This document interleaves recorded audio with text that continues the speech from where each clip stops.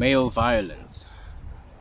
A part of being saved is to understand that there are satanic tendencies that characterize you, ones that you cannot cast away, and ones that you inherit from your forefathers all the way to the first man, ones that go down to your very core.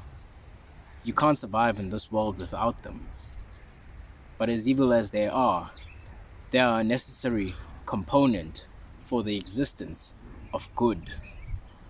It is an evil that you must stare at, an evil that you need to integrate into your being. People that have not integrated their shadow are naive and harmless. They are defenseless and are therefore vulnerable to attacks. These attacks make them resentful of the people around them. Once the shadow has been integrated into your being, it appears on your face. The flavor of the potential for concentrated chaos can be tasted in your presence. Evil gives you the potential for self-respect. Through its acquisition, you may be virtuous. To be virtuous is to be in a situation when you can do evil and get away with it, but choose not to. It is mastery over the potential and will for chaos. This is not the same as being evil. You can perform horrendous acts of chaos and still be virtuous, but the conditions have to be just. It is the capacity to contemplate the moral implications of the chaos that you're about to enact. A man that does good unknowingly or because he is unwilling to do anything else is not virtuous. Integrating your shadow is your way to enlightenment. You must be willing to crush the head of the evil one. To crush, you must be dangerous. You must be competent before the situation avails itself. A competent man is armed, whether it be with a knife, a gun, a staff, a skill, or the word. It is the ability to do harm when harm needs doing, not the deed itself. You need to know, understand, and believe that you are capable of the most cruel acts imaginable. It is the wisdom of when the acts are necessary that makes you moral and virtuous. If you are not capable of cruelty, you are absolutely a victim of anyone that is, for being capable of fighting will reduce the probability that you will actually have to fight when push comes to shove. You can't aim to battle evil and defeat the evil one if you have not first known and believed that within you lies that very same evil. That you have the potential to be the evil one. That you have the capability to become the most evil person that you know. It is taking responsibility for yourself and everyone else that has ever existed. For within you lies the origin. Within you lies the worst parts of being. Only then can you obtain self-respect. There is a brokenness that comes with the knowledge of good and evil. To know that your evil reaches all the way to hell if left unconstrained. Being ignorant of it does not exclude you from its being in the world. It just makes you a target. Numbers 21, 8-9. And the Lord said unto Moses, Make thee a fiery serpent, and set it upon a pole. And it shall come to pass, that everyone that is bitten, when he looketh upon it, shall live. And Moses made a serpent of brass, and put it upon a pole. And it came to pass, that if a serpent had bitten any man, that when he beheld the serpent of brass, he lived. You must not be afraid to look at the serpent within you. It is the perception of the serpent that heals you. It is a brass serpent made to deliver you from the fiery serpents that feast on your flesh. But in your healing, you must be careful not to worship what you have seen as your ideal. For it was King Hezekiah that saw the error in this. 2 Kings 18, 4-5. He removed the high places, and brake the images, and cut down the groves, and brake in pieces the brazen serpent that Moses had made. For unto those days the children of Israel did burn incense unto it, and he called it Nehushtan.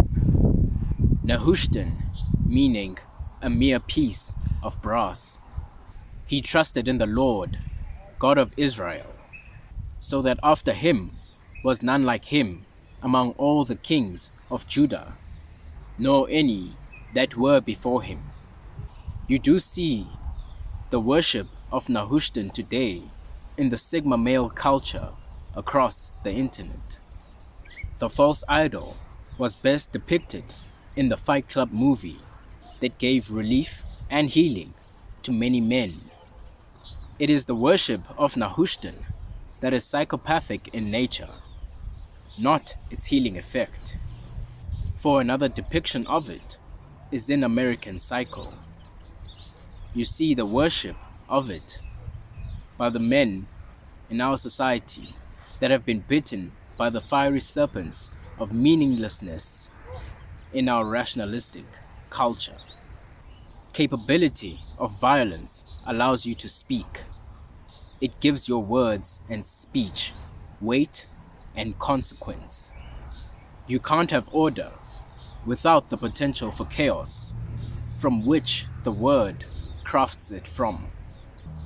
The chaos comes first, then the order brought about by the word.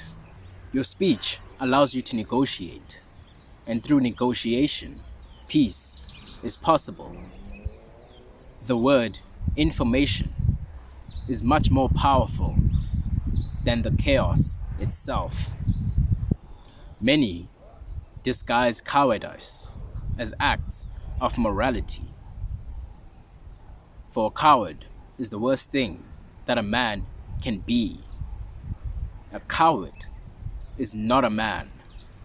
Cowards are people that let their emotions override their knowledge, understanding, and wisdom in times of action.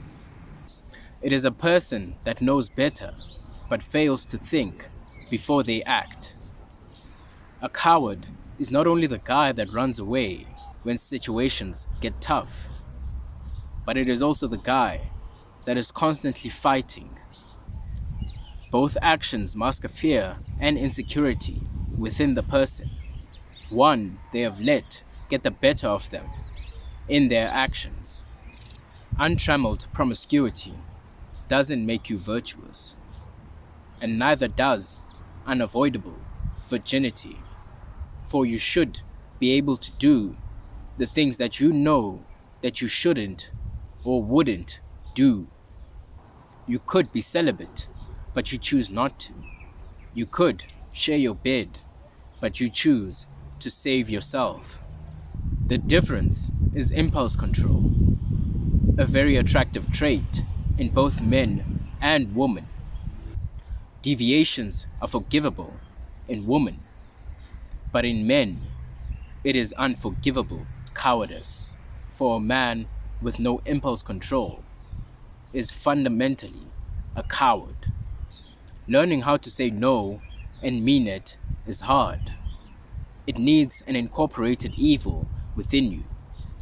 The possibility of evil is better than unconsciousness. Good requires the possibility of evil. The possibility of untrammeled evil staves off evil itself. Cowards stand for nothing and are thus faithless and lacking in belief. They either have no capacity for violence or are violent at all times, completely lacking in control. We all have the capacity for evil deeds, especially when we stew in resentment, bitterness, and envy.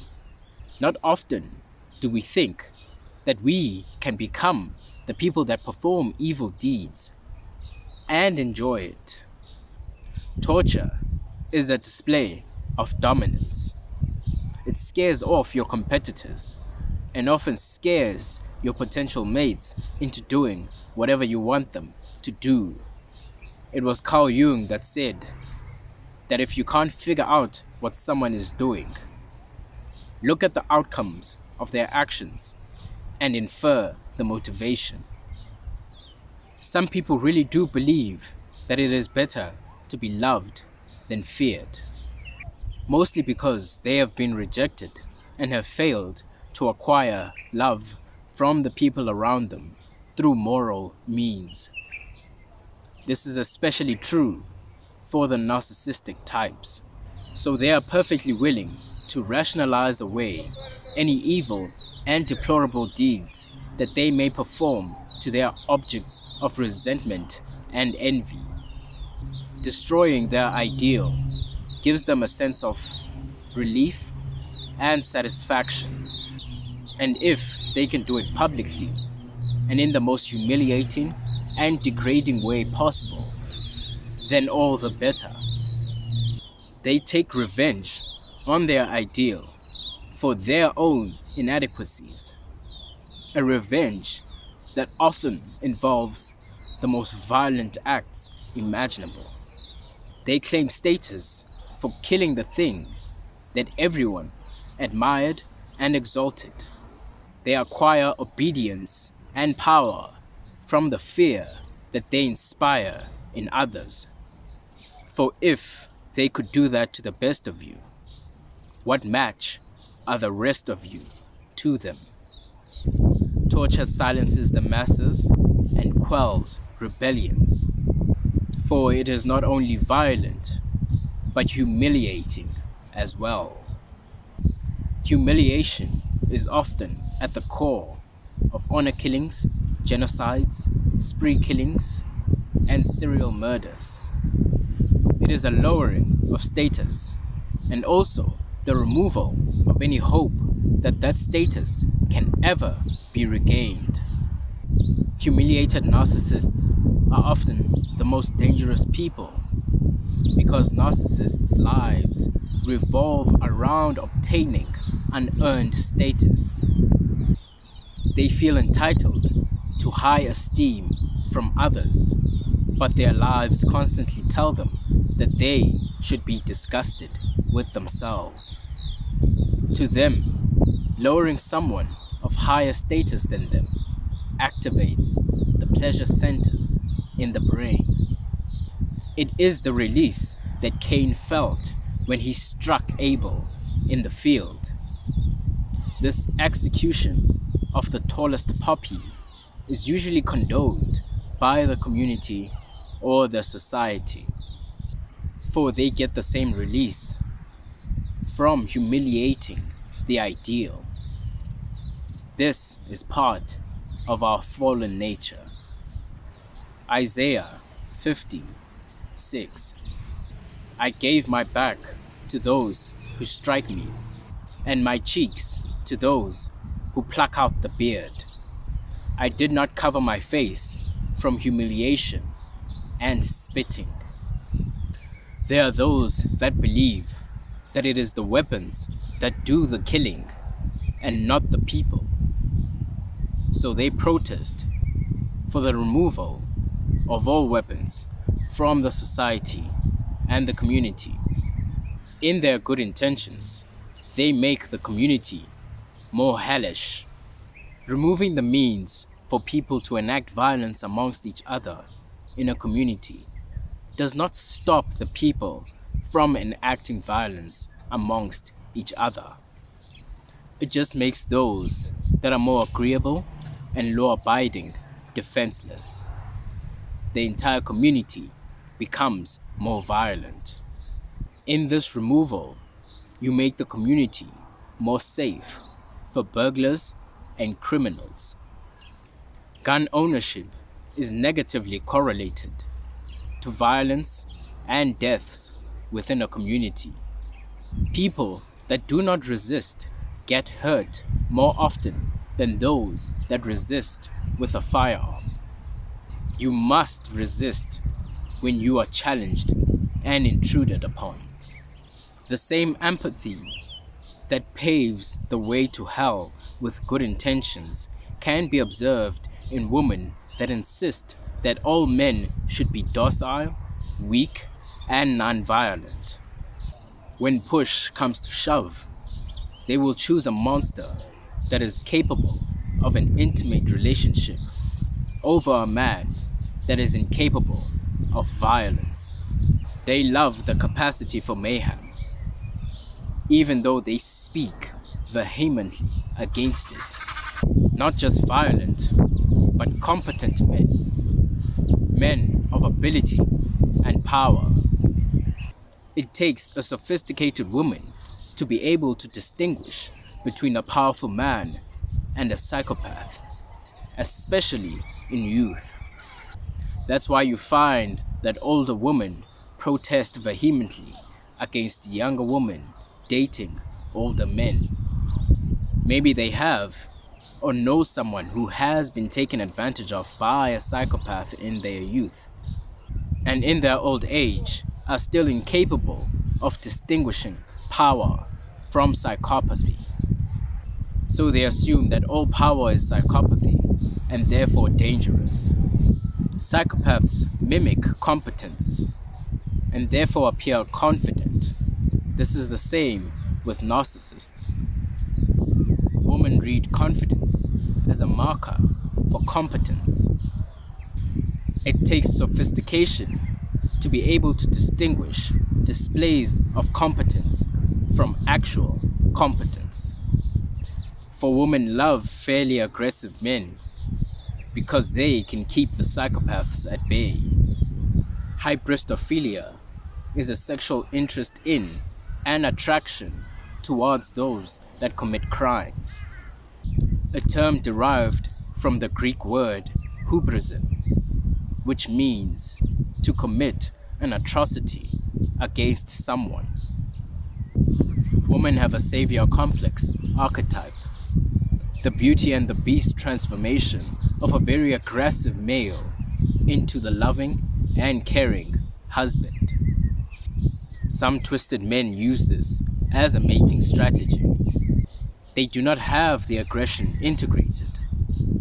They just display this aggression, often in acts of cowardice, to spark this attraction from females and increase their status. You must understand that what masculinity is for women that have personality disorders and are unable to form proper relationships with men is completely different to what actual masculinity is. Men can have civil conversations with these women because the threat of physical violence necessary for speech and mutual respect is non-existent. Women that are afraid of power emasculate the men around them as a defense mechanism against psychopaths. This emasculation reduces the probability that these men will ever become cognizant of their own capacity for evil. This just leads to more violence and narcissism. Karl von Clausewitz said that war is an act of violence intended to compel our opponents to fulfill our will. Whether our will is true or just is irrelevant. There is no diplomacy in war. It's a race to see who can plunge their opposition so deep into chaos that they relent their will and take up the will of their opposition. There is no better sword than the tongue. Articulation is different from knowing a language and speaking it well. The more articulate you are, the less you will have to fight. For freedom of speech is the most important value, and men fight for ideas, land, and women. They defend their memes and culture. They speak history into existence, even if it never happened. Articulation is the primary array of weapons, far more dominant than physical prowess. It offers a broader field of battle and opportunity, especially for men. Articulation is attractive and redemptive. Command over speech is the highest form of competence. The word is the highest ideal. John 1 1. In the beginning was the Word, and the Word was with God, and the Word was God. To be able to transmute the flesh into the Word, poetry, art, music, and speech is articulation. You go to war with words. Proverbs 18:21. Death and life are in the power of the tongue, and those that love it shall eat the fruit thereof. It was Henrik Ibsen that said, "This longing to commit a madness stays with us throughout our lives. Who has not, when standing with someone by an abyss or high upon a tower, had a sudden impulse to push the other over? And how is it that we hurt those we love, although we know that remorse will follow? Our whole being is nothing but a fight against the dark forces within ourselves. To live is to war with trolls in heart and soul. To write is to sit in judgment on oneself. For there is no greater war, no greater violence than the violence that one has with themselves." Widespread literacy transformed nations across the world. It gave rise to great civilizations and schools of thought. Alexander Solzhenitsyn brought down an entire regime through his ability to articulate the importance of individual courage, truth, fortitude, belief, and faith throughout all levels of society. That it was the responsibility of the individual and not of the group to speak the truth and stave off evil regimes that may rise in societies built on lies. To not transgress against your own conscience and to act as truthfully as possible.